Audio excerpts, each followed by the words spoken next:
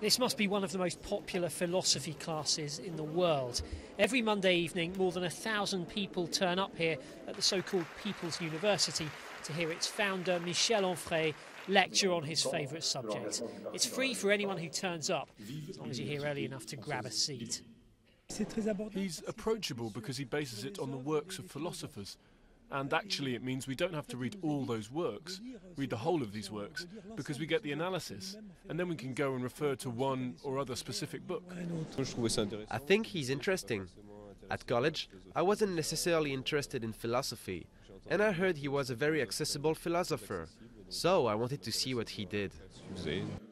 In fact, Pascal's so keen, she makes a 5-hour journey for the class every week. It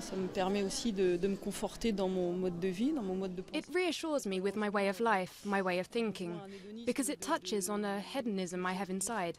I never thought so many philosophers would have been able to think and write so well, and it really helps me to live. At the centre of all this, a public intellectual of a very French kind, a philosopher who's made a career from thinking through his beliefs in atheism, hedonism and anarchy. He founded this free university in 2002 after the far right reached the second round in French presidential elections. His objective, he said, to awaken people's consciences. I'm in favour of explaining what the major questions throughout history are and what the major answers to those questions are. So we give the questions, we give the answers by explaining God, no God, right, not right, left, moral, immoral, good, beautiful, ugly, evil, etc. And when we've made all these suggestions, then we let everyone choose.